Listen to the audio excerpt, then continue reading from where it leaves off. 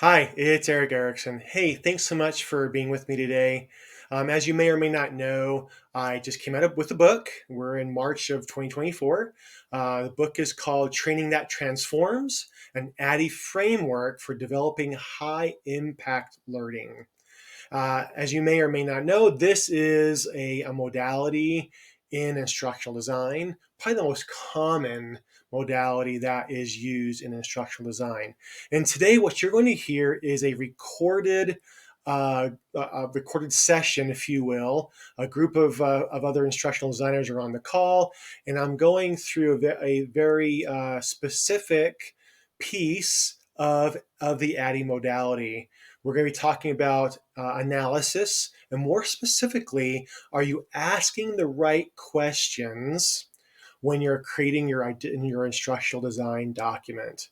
Be sure to listen in. It's only about 30 minutes long, and at the end, be sure to see what I have at the end there for you. Hey, thanks again. So we're going to go over the analysis portion of ADDIE. More specifically, there are a lot of questions that don't get asked for whatever reason. Whether it's people just not knowing what to ask, or if it's just a lack of understanding of why we use the analysis portion of ADDIE to design and develop content. And so what I'd like to do first is I want to go through and at a high level, go through the analysis process, and then I want to get very granular at the questions that we're not asking. So can you both see my screen? Yes. Okay, cool. Yes. So in the analysis phase, you have different pieces of the puzzle, if you will. The first and foremost is the needs analysis, where we are identifying gaps, root causes. Gaps are, there's typically two types of gaps that we're looking for. One, mostly there are training gaps. So we find out through facts, we find out through surveys, through observations, that we're not able to meet the expectations of a certain performance or a certain gap in a system or a process. So we identify what that specific gap is. The other gap is typically motivational, and creating training around motivational gaps is actually extremely difficult to do. And so as an instructional designer, it's almost better not to really get into creating any type of training around motivational gaps. Reason being is because those really should be taken care of by like a senior leader or a manager or someone that actually report that they report to. Any questions or comments about that? And Susanna, if I'm speaking too fast, slow me down. Just tell me to slow down, okay? Okay, thank you. The other part is in this needs analysis is really gathering the data. This is where one part that a lot of just organizations in general lack. Typically or routinely, we get as instructional designers, we'll be told that, hey, I have heard this or I saw that, and because of that, we want you to create training. And so it's important for you as the instructional designer to say, well, where's the data? And they say, well, I don't have any data. Then you can say, hey, can we do some type of survey? Can we do some type of quantitative or qualitative research to really identify if this is really a problem. And what's interesting to me is that and this is done by ADDIE research, that only 16% of organizations are actually conducting a thorough needs analysis. That's pretty scary to me, that we are creating training based upon what people think, not based upon what the data shows. Then we move into more analyzing. Once we've identified the needs, we move into the target audience, where we're actually we're figuring out who the people are that need to take the training. We're identifying who they are, what type of education that they have, what type of experience that they have. And we really want to do this simply because we want to tailor, we want to create the training based upon what the learner already knows and what they need to know. If we are creating training based upon without any knowledge of what they have already know, sometimes the training may not be motivating enough for them to learn, and so then they'll tune out and they don't want to learn because we're giving them information that they already know. And e-learning industry said that 63% of instructional designers are using this learning personas, where they're actually identifying who the learner really is. Again, if you're doing the math, 16% of organizations are conducting a thorough needs analysis, and only 63% are creating a good learner persona. That's a bit disturbing to me, because I don't know how you can create an efficient and a productive learning for your learner if you're not doing these prior things. Any questions or comments? No. Now we're going to move into the scope. This is just basically what sometimes we'll call identifying the precursor of our learning objectives. So we are just defining what it is that we really want our learners to be able to do. A lot of times this means that we're pulling out an instructional design document. Hopefully, Susanna, have you ever heard of an instructional design document before? Yes. Okay, perfect. I know Gus has. This is where we're pulling out the instructional design document, and we are filling out the various questions that we need to know in order to make sure that we have all of the resources, that we have all the information that we need in order to create a good learning experience.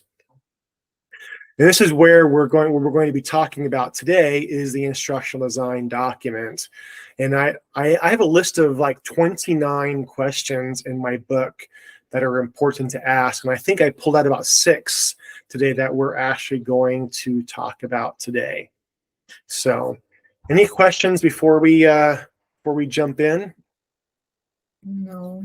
Okay. All right.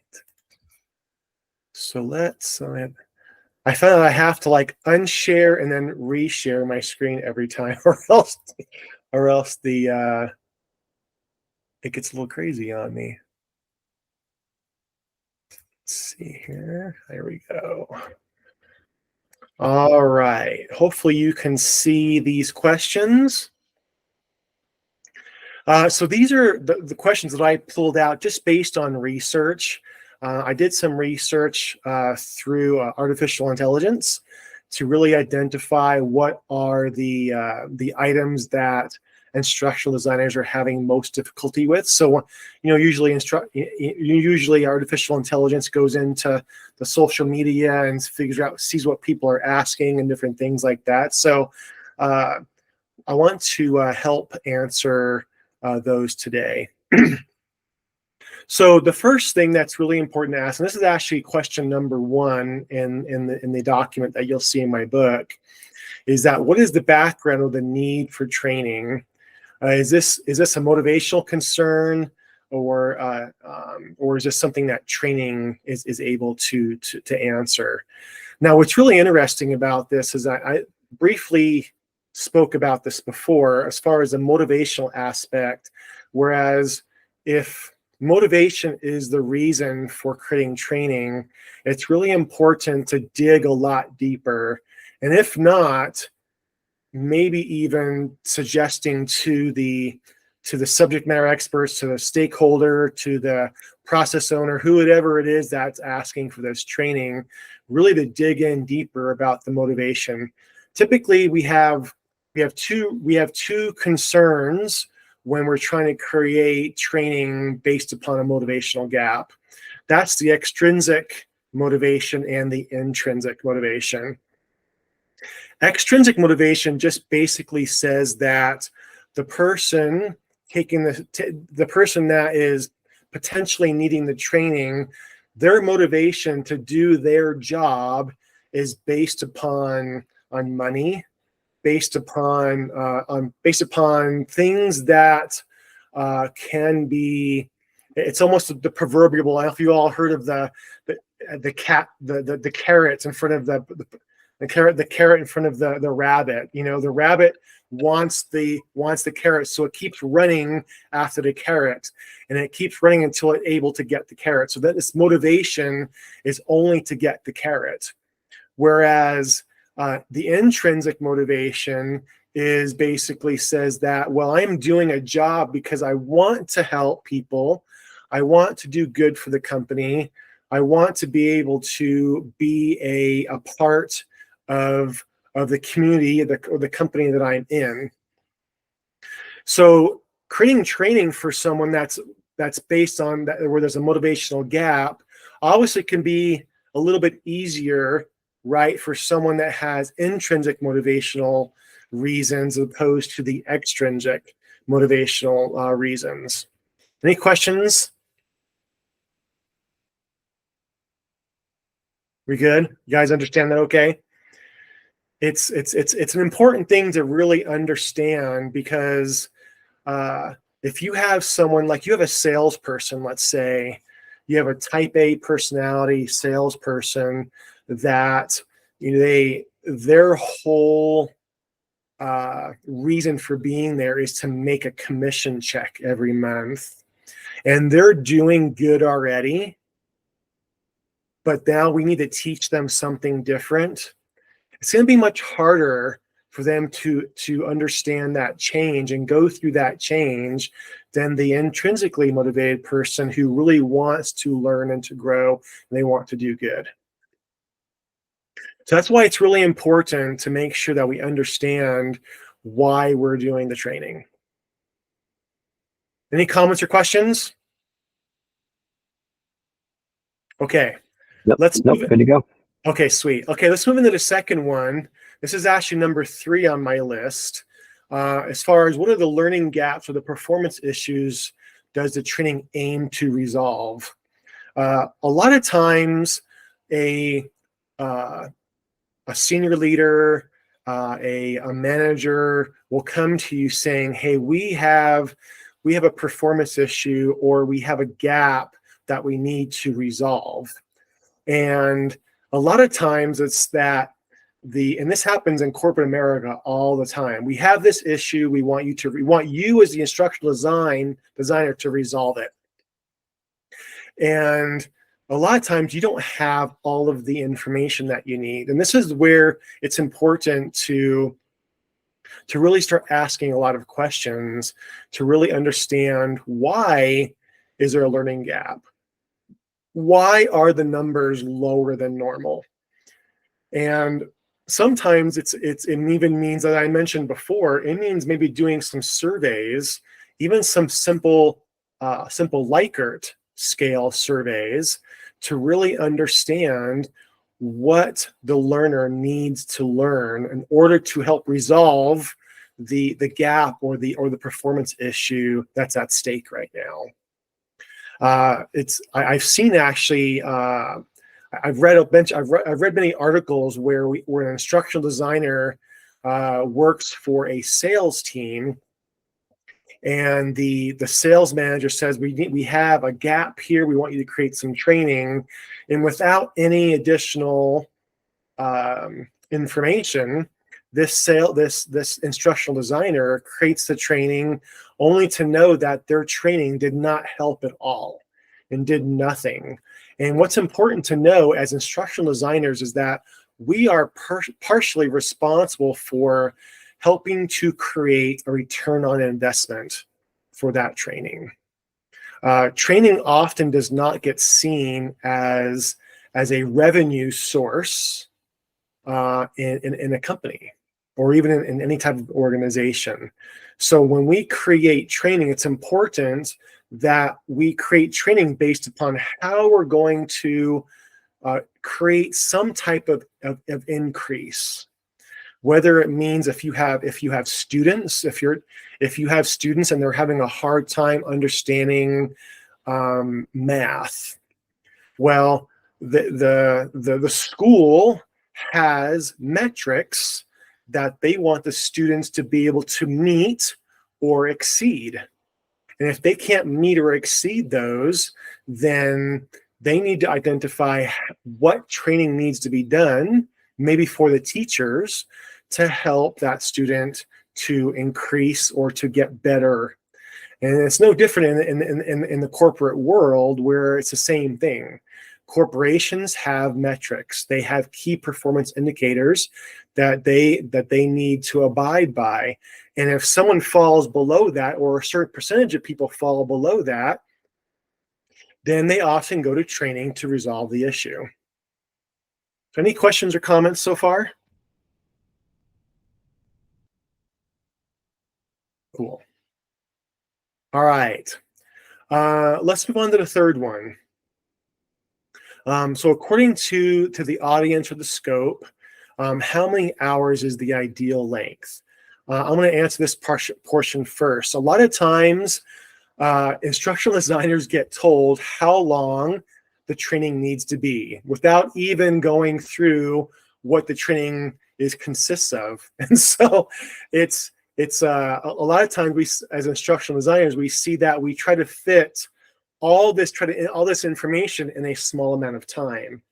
And what I have learned throughout my years of doing this is that whenever a manager or a stakeholder or a process owner comes to you and say, hey, we have all this information that needs to be taught in this little bit of time, it's important to do what we would call a task analysis.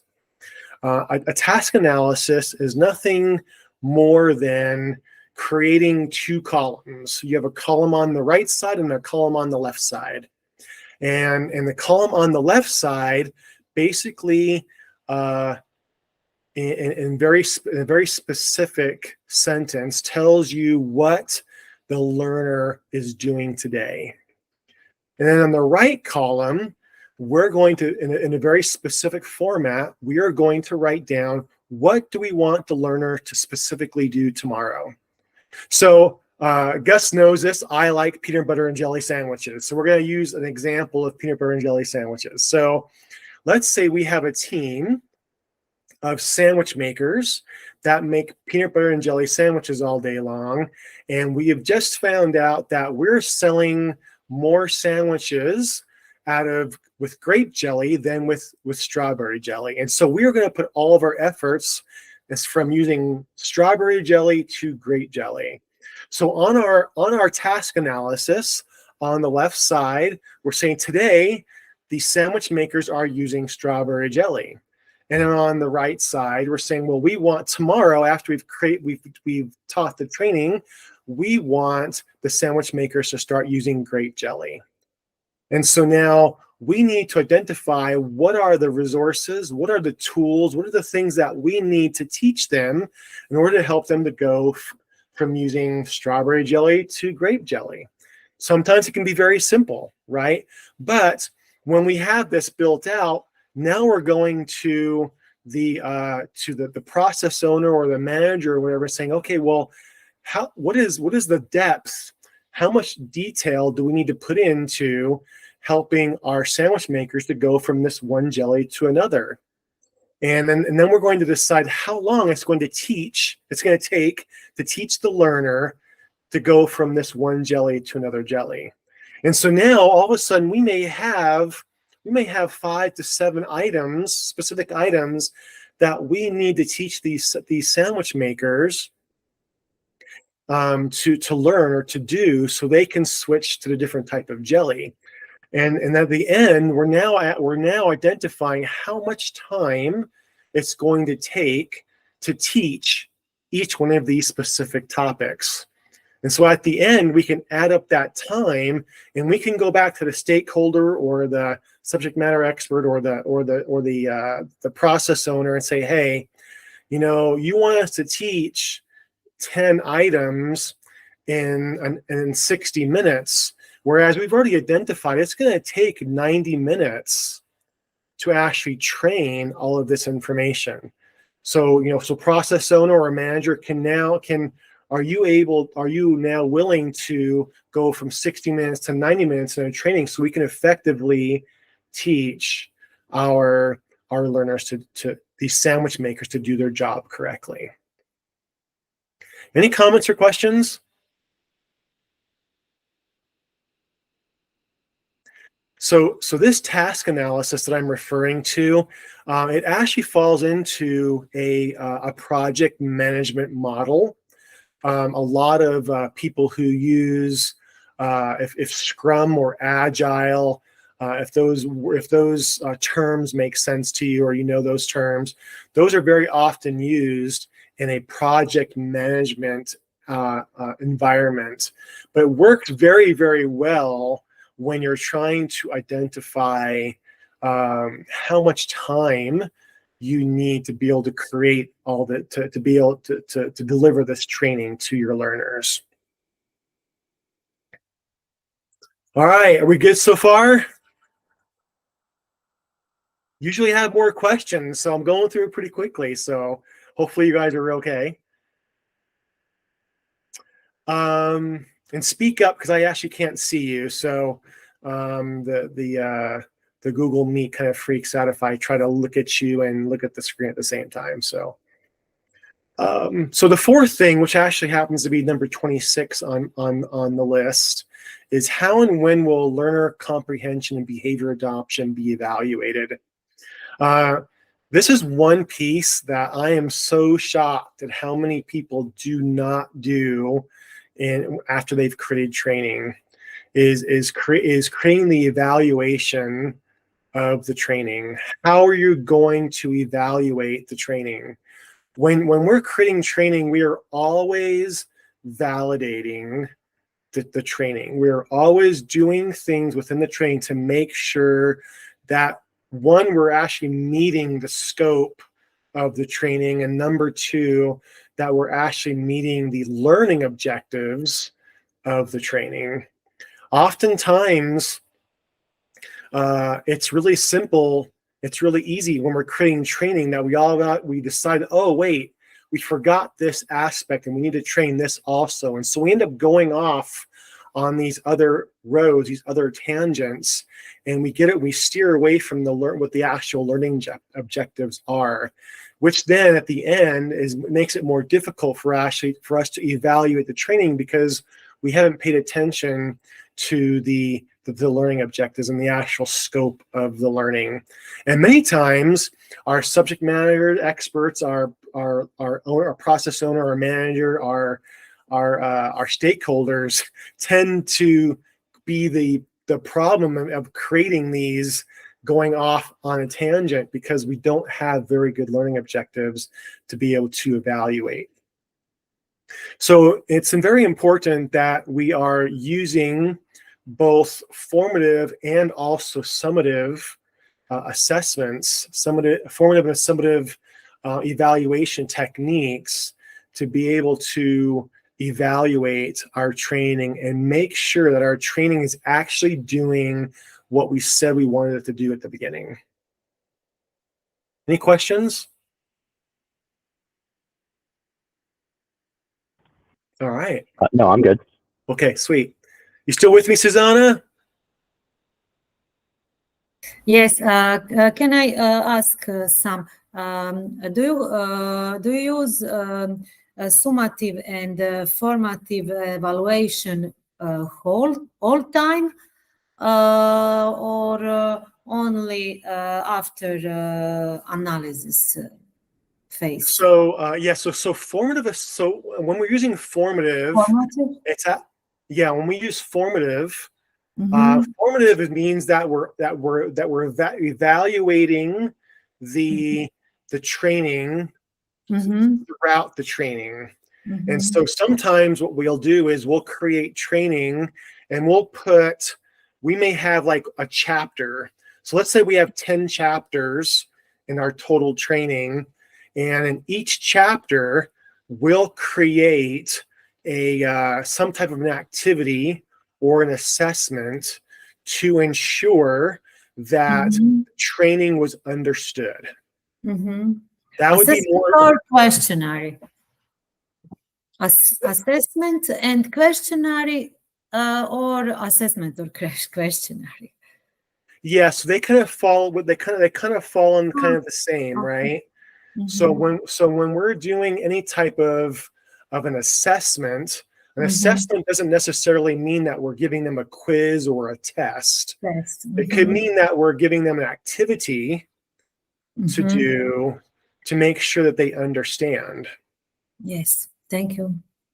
And so that can be both quantitative and qualitative in nature, Quality. Mm-hmm. right?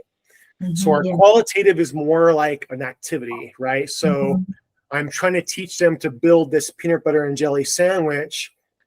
And so I'm showing them that, okay, I'm taking the jelly, the grape jelly now, and we're going to put it on this side of the bread, and we're taking the peanut butter and putting it on this side of the bread, right? And so we're saying, okay, now you show me how to do that part, right? We're making sure that from a practical level that they're able to accomplish that. And so if that's just one part of the 10 chapters, that would be a formative assessment that we'd be doing to make sure that we are validating that they are able to do that specific Mm-hmm. piece. Mm-hmm. Does that make sense? Yes, I use formative evaluation after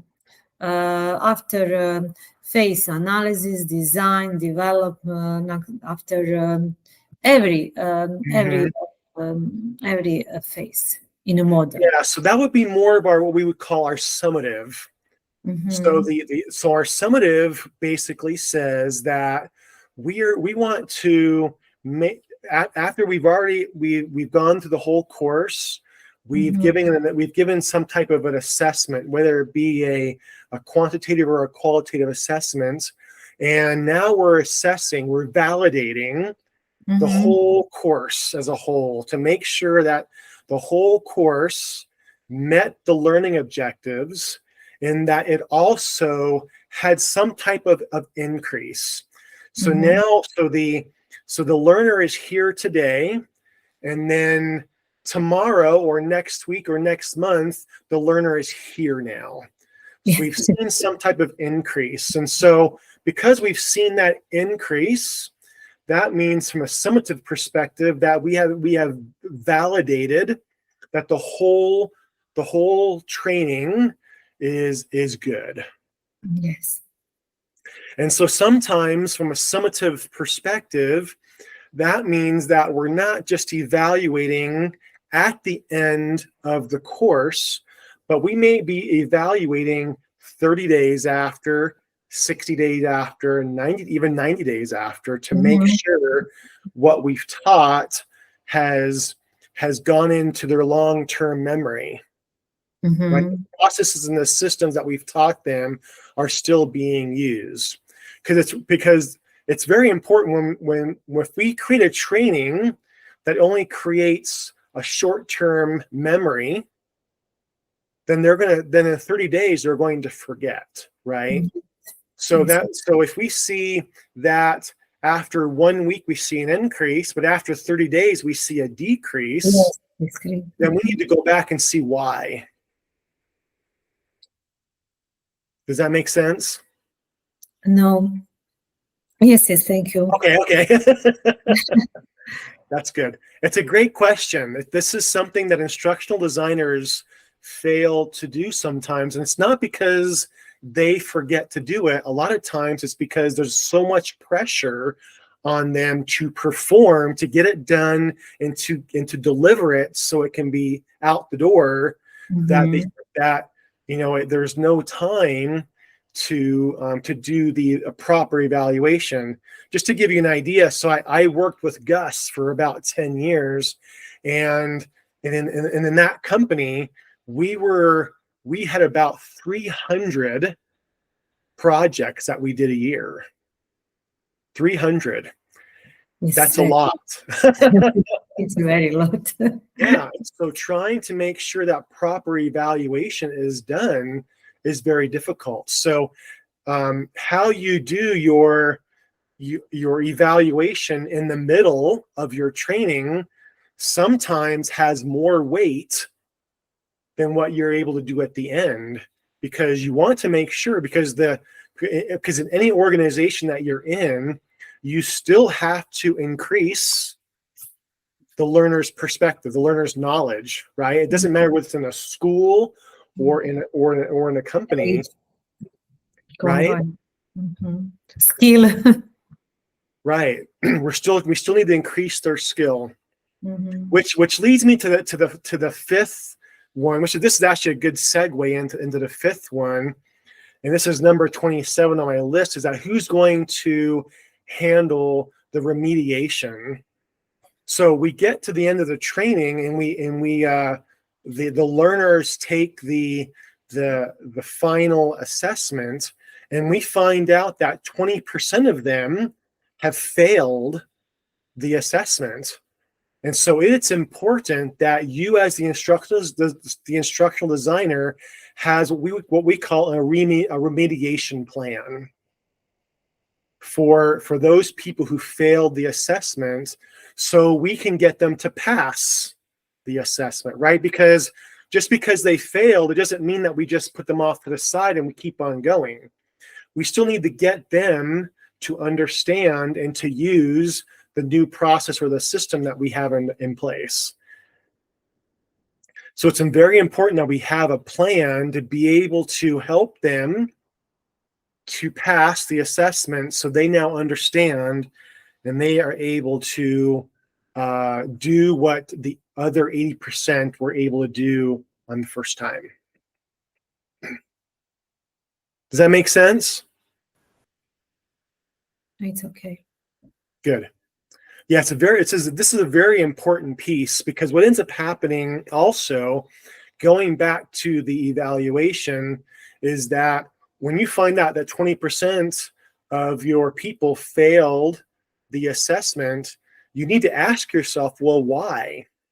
And sometimes that means you need to do some qualitative research, and you need to ask those people why. And sometimes it's very simple as those 20%, maybe there were 2 or 3 questions that every one of them got wrong. So maybe we need to say, okay, did we have the right wording in the sentence that we use this in the assessment? Did we use the right words in the question? When they had their practical exam or their observatory assessment, did we give them the right instructions? So it's important to use that as your model, almost to be able to say, okay, what do we need to do next to make sure that when we deliver the training next time, or if we have a training that's similar to this, that we can have a higher passing on the assessment. The last part is actually number 28 on my list, which is the metrics. What are the tools that we are going to put in place to help our stakeholders, our process owner, our managers, whomever is asking us to do this training? what are the metrics that we're going to use to help show them that we we've taught the training, and that training that we taught them actually had an increased value, and it had an increase that it had a positive return on their investment, or that, in your case, more students are now able to do better because they took this training. And so these metrics, they're very, very broad, but what it really comes down to is two things. You either have a quantitative metrics or you have qualitative metrics. And our quantitative metrics could be as simple as your multiple choice questions. Your qualitative could be more of you've interviewed a certain amount of people, or you interviewed a group in like a focus group all together, and you were able to identify if the value that they received was greater than what was than where they were at before they took the training. Any questions or comments? No. Cool. Good. Let's see here. So was that helpful? Yes. Good. Thank you. Yes. Good. I'm glad. Yeah. So it's a lot. I think you know the ADDIE model. Yes. And so it's a lot of time the way we get taught how to use the model is very different. And so it's very important that knowing that anytime that you have a model is not perfect. Yes, I know. But it's important to follow it's important to follow the main principles of the model, and that's what's important. And what I have seen is that, like for example, with ADDIE, if you do follow the model, you will get better results. But sometimes you're going to have to do things a little bit different, as long as you stay within the model.